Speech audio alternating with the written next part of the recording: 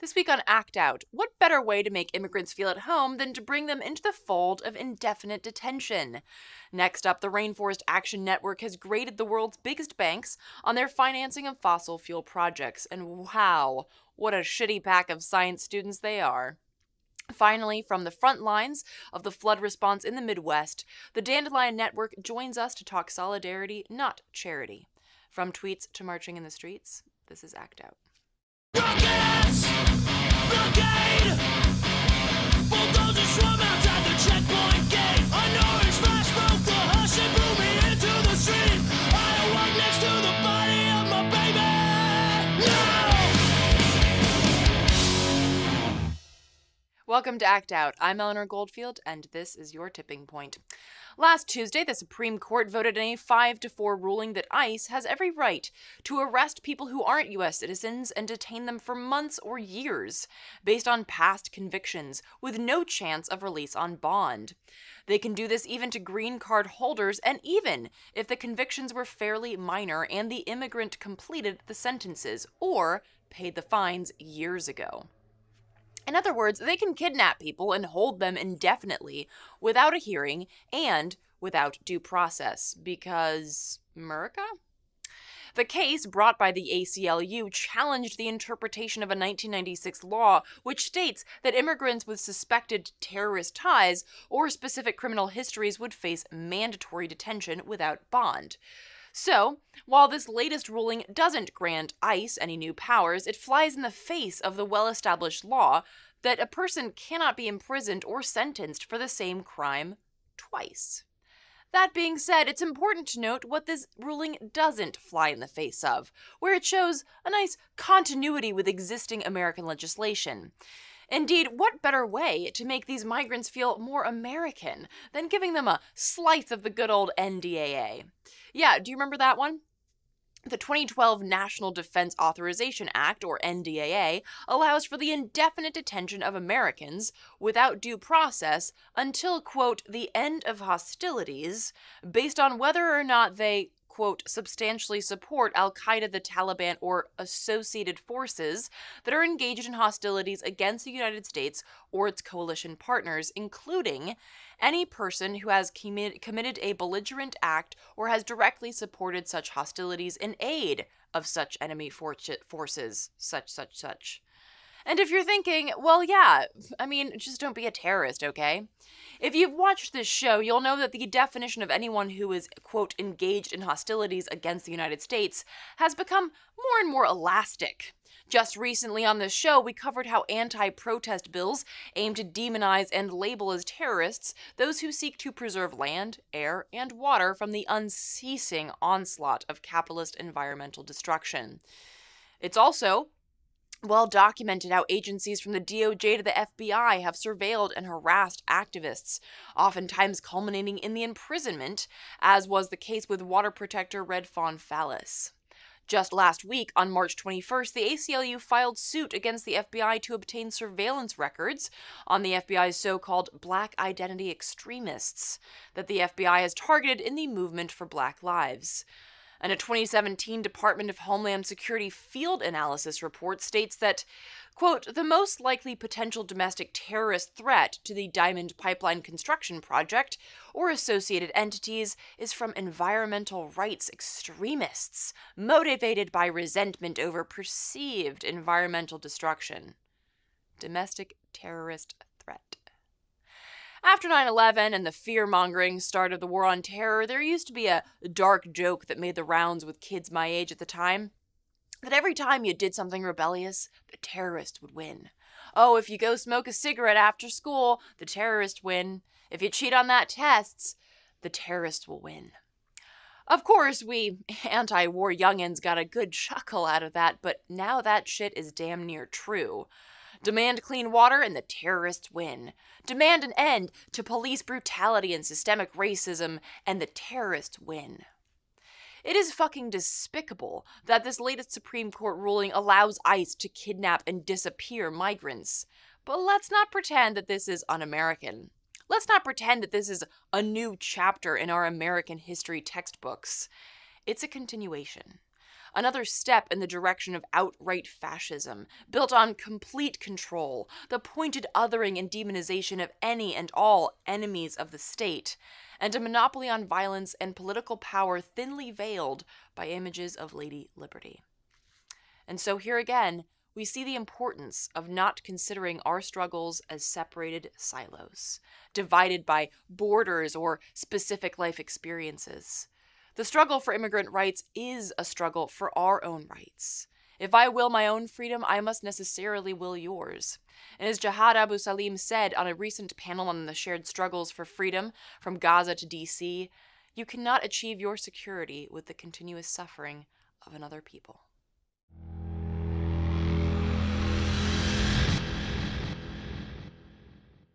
Next up, a new report by the Rainforest Action Network, or RAN, shows how big banks continue to fund the climate crisis. In the latest iteration of their fossil fuel finance report card, RAN grades banks on their financial support of the most carbon-intensive, environmentally destructive, and, so ironically, financially risky fossil fuel projects, from tar sands to fracking to Arctic oil to coal mining. The report's homepage also shows a comparative analysis between preceding years and this year, and unfortunately, the data shows that financing for fossil fuels is on the rise. For instance, JP Morgan Chase's financing of fossil fuels rose more than $1 billion between 2016 and 2018. Wells Fargo's nearly doubled from $36 billion in 2016 to over $61 billion in 2018. Overall, since the Paris Agreement was signed, a mere 33 global banks have poured $1.9 trillion into fossil fuels. Not surprisingly, the top 4 bankers of climate change are all headquartered in the U.S. JP Morgan Chase, Wells Fargo, Citi, and Bank of America. Not too far behind are Morgan Stanley and Goldman Sachs, and together these 6 U.S. banks account for a full 37% of global fossil fuel financing, with JP Morgan Chase the worst by a long shot.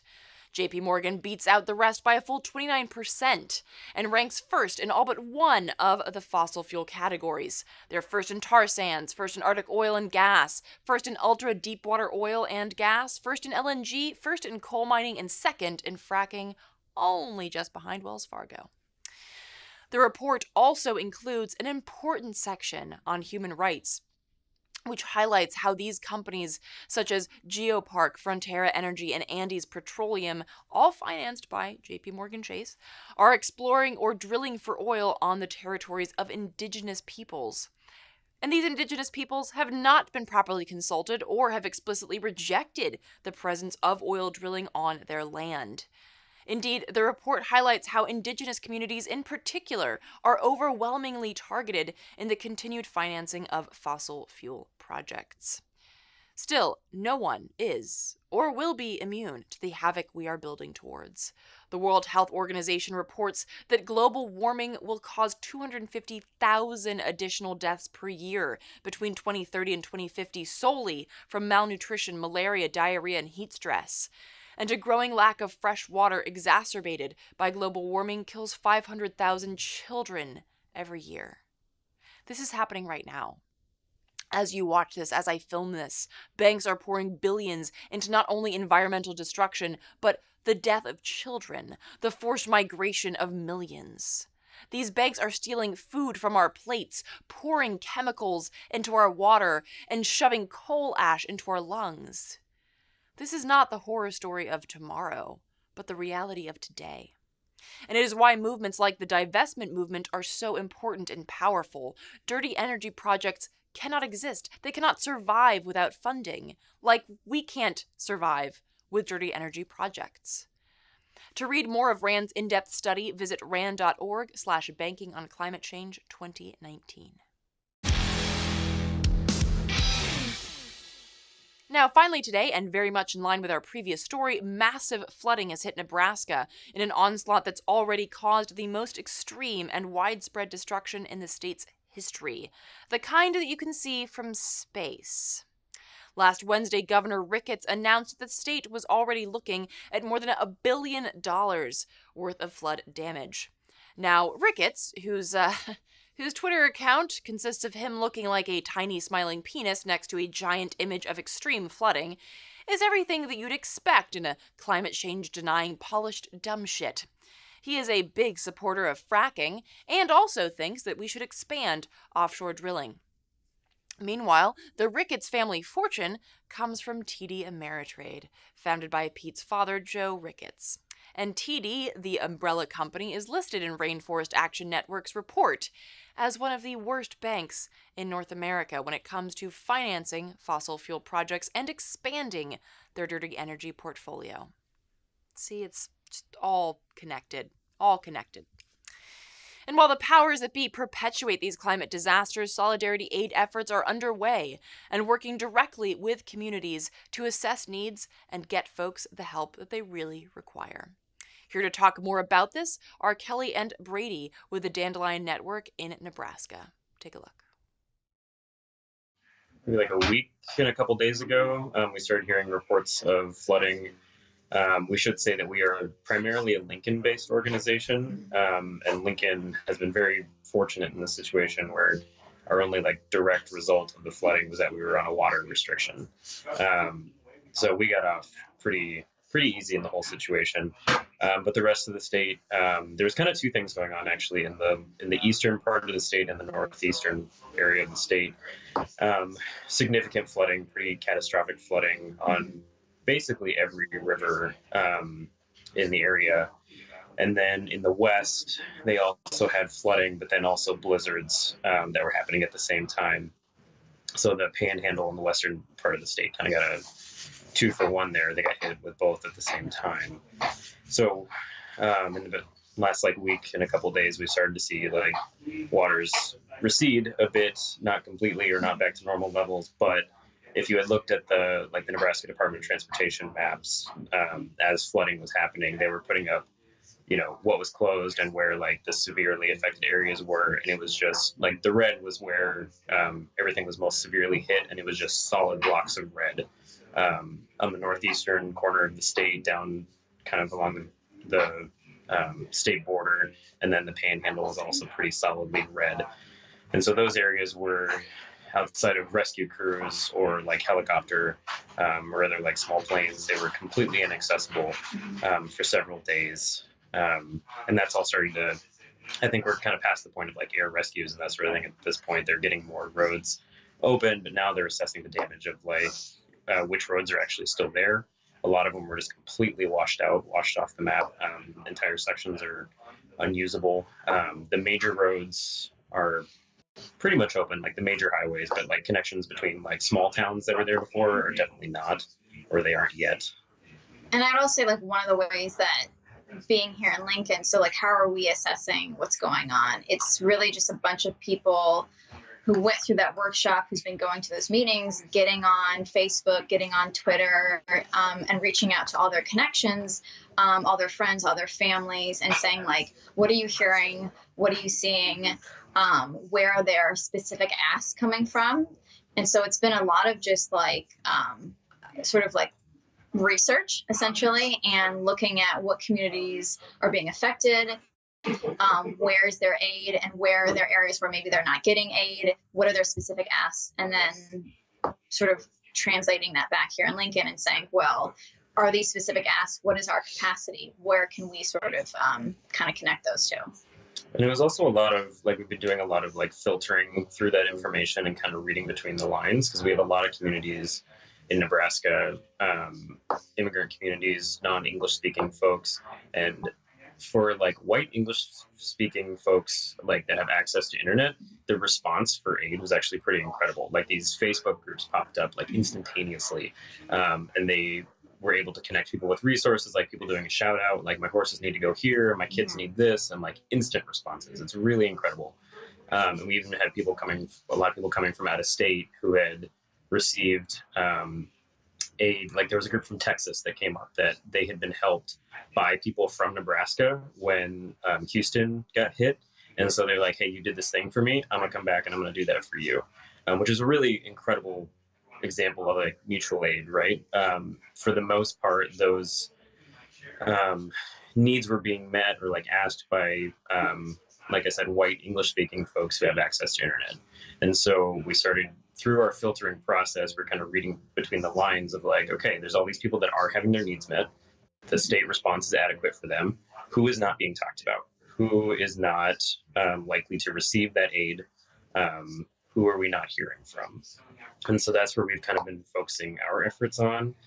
A lot of our early efforts were focused on some of the tribal entities because they have access to internet, and they were able to put together like very clear asks. And we were able to touch base with them pretty quickly, either through like people that we knew or through email or phone. And we were able to get like a really good dialogue and be able to answer some very, very specific needs that they had very quickly. And they were putting up stuff on their own Facebook pages, like their tribal organizations were putting things up, but they were, from what I could tell, like not engaging in those major Facebook groups. It wasn't really none of that was really being talked about. And also what's not being talked about, I'm just now starting to see some stuff on Facebook about people saying, yeah, what's sad is that the conditions were this bad before, or like things were rough here before, but nobody was paying attention. And so now they're getting all of this like aid that they're asking for after disaster, which is great. But how are we gonna, or how is the conversation going to continue to address the fact that they were at a disadvantage from the beginning, even before the floods? And with regards to migrant communities, which you mentioned, have you talked to any migrants that have been afraid to reach out to request aid in these sort of situations? Well, I'll speak just briefly about, there's a community, again, west of here that we were able to connect through a multicultural coalition. And I was able to connect to an individual who, because of different sort of church group ties, was in contact with an immigrant community who was not seeking aid for that very reason, because there had been ICE raids around the area. And so through her and the list that, she was able to sort of get from this group, we were able to make that connection. But that's an example of a group of people who, are not safe to go and seek help from these either supply centers, whether they're at fire departments or police departments or high schools, because there is that element of being targeted. You said that you were reaching out to connections or family members that you already have in those areas. What is that aid looking like? Is it predominantly like, fresh water, or do people need medical assistance? Like, what is the aid looking like right now? Yeah, so for our group, and like being a very new group and a group that was actually still just like making really like basic decisions for ourselves of like, how are we going to organize? How are we going to format? Like, we wanted to be really intentional about our like groundwork, or like, how we proceeded before we actually did. And then the floods happened, and it, just all kind of happened. So what we've been trying to really focus on is building a connection, or building a relationship, building a network, and building solidarity with groups. And so we're focusing not so much on like blanket donations of like, here's a bunch of stuff that people think that communities probably need right now. We're focusing on making sure that we have a relationship, and that we're establishing a network, and that we're responding to exactly what they need. So, for example, for our first supply run that we did to a community, we actually had people drop off a bunch of like kids' clothes and a bunch of like cleaning supplies, but that wasn't on the list. So we were like, thank you, we can find somewhere to repurpose this, but that's not going to go on this truck, because we don't want to load them up with a bunch of stuff that they don't need right now. And we're not going to guess at what they need. We're going to listen very carefully to what they said and respond accordingly. Did that answer the question? Yeah. I mean, yeah. The other drop-off that we collected was just really about cleaning supplies. How are you going to deal with floodwater in your homes, in your rooms, with all your possessions being soaked? So a lot of things that are going to be able to clean up filthy, dirty water. How are you going to kill mold? So yeah, just a lot of cleaning supplies at this point. Right. And I guess the other thing I wanted to say, you would ask about like medical aid and that sort of thing. We needed to be like really careful and really clear about our capacity at this point, because I think a lot of us like, or at least I'll speak for myself, I have the urge to like jump at something of like, oh, somebody needs help, I'm going to go help. Right. And we all know that or we're starting to know that that's not always beneficial for the community that is receiving that help, right?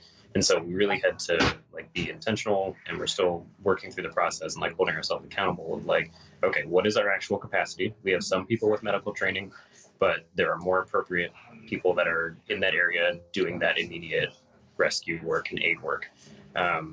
We have a lot of people in our network that are really good like caregivers, either like professionally or on their own time. And so we considered like maybe if there's an ask for like hanging out with kids or hanging out with folks that got evacuated to different nursing homes, that's something that we could adequately respond to.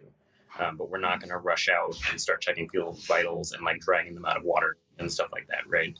We're just trying to listen to the asks, and if we can't meet that need, be really honest about it and forward it on to the appropriate groups. I will say that, again, like mutual aid, and I think a lot of folks that live in rural areas would agree with me that mutual aid is like it's an unspoken thing that just happens. So like the EMS crews that are out there, they all have like formal mutual aid agreements that if they need assistance on a call, they pull in from this other crew that has agreed to help them. And so like all the EMS was kind of pulled up into that area through this really great mutual aid agreement. I guess, so, but as far as groups that are trying to be more critical about who has access to that mutual aid or who's included in that agreement, that's more the angle that we're looking at of like, yes, some of these structures and some of these like really good networks do exist, but who's being left out, who's not being included in those networks. So most of that coming from Lincoln and Omaha, as far as that very like intersectional, there we go, and like anti-oppressive work, like specific mutual aid principles, like mutual aid disaster relief has. Most of that would be coming out of, by that name, would be coming out of Lincoln and Omaha. Yeah, and you make the good point that those sort of unspoken understandings exist in a lot of ways, but that's of course not how our system is built. So when these disasters hit, you see those kind of naturally spring up, but not because of our system, in spite of our system, really. So how would you say that the best way for folks that are outside of the immediate area to plug in and really help folks on the ground that don't have access to regular aid? Man, I mean, yeah, that's an interesting question. I would say, I guess one of the other things that we are trying to do is understanding that, that people want to give. And so they want it to be easy. So that's why they sort of donate to the Red Cross, because they think it's something that is going to work and that it's accessible to everyone. So one thing, again, that the Dandelion Network is trying to do is just boost those communities that have clear asks. So for instance, like the Ponca tribe on their website has a PayPal, and that you can donate for specific flood relief. So one of the things that we're doing is, again, sort of that filtering of what are groups specific asks and how can we get those out there to more people. Yeah, and I think another important one to talk about right now is we had some big asks for the Santee Sioux Reservation. We had some asks through the Ponca. Another big one that we're kind of at a disadvantage of trying to access or like create a network with is Pine Ridge Reservation, because they're in the far other end of our state than we are, and we just don't. It's not quite in our capacity to like actually get supplies there. There's groups from Colorado that are coming in. There's the Front Range Mutual Aid Network is doing a supply run there. So that's one to key into. But all the tribes, and something we had to kind of grapple with was like, yeah, we all want to go. We want to, provide supplies, but sometimes it's more appropriate not to go and just look at who wants funds, and that was a very specific ask from the Santee Sioux tribe of like, they had these like short list of like supplies that we could provide, but also their water infrastructure was going to take, what was it, 40 plus thousand to repair. And so just getting the word out there about those online links. We're a very new group, and we're definitely learning a lot, and I'm not an experienced organizer at all. And I think there's this I had this concept that like you had to be an expert in order to sort of engage. Right. So that I think, or there's this sort of feeling of perfectionism. Like if I can't get 100% right, then I can't do it. And so part of this work wherever you are in the country, if you're wanting to engage in sort of non-oppressive mutual aid, you know, you have skills. You all have skills. You don't need to be an expert or have a PhD or have 1,000 years, you know, like if you have taken care of small children, like if you are bilingual, if you can cook, if you can clean, if you can take care of people's animals, like everyone has skills. And I think for me, just like letting go of that perfectionism and like we're a new group and so we're learning. And so just building in that accountability piece and that reflection piece and just making sure that are we meeting our goals? Are we really fulfilling the values that we set out? And how do we keep accountable to the communities that we're having relationships with? The Dandelion Network is a really new organization, as Kelly and Brady noted. And I want to reiterate this because I think it's so powerful and vital that we recognize two things. We will never be fully ready to take on the shit that late-stage capitalism and climate change will throw at us. And two, we don't have to be. A small group of engaged and dedicated folks is all you need to get going. The expertise we need can either only come from the experience that we gain after we start, or it already exists in our communities, and we will connect with it as we grow and build. Being an activist or an organizer doesn't mean that you have all the answers. It means that you're asking the questions and that you're willing to build the answers. So to learn more about the Dandelion Network and their Midwest flood response, including links to affected tribe sites, visit thedandelionnetwork.org. And that will do it for this week's Dose of Dissent. Thank you so much for watching. Please spread and share this with all of your friends, foes, and people that you don't know. The sites I've mentioned will be included in the show description and the last slide of the show. For interim updates, please make sure that you sign up for our newsletter at the address below. It is the best way to stay in touch with us. To those who have donated to keep us acting out, thank you so much. Your help is what keeps us going. So please spread that around as well.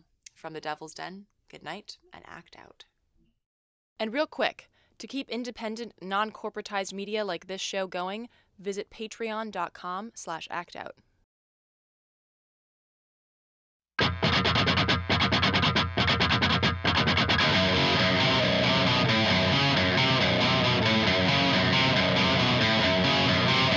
can hear the boots are stomping.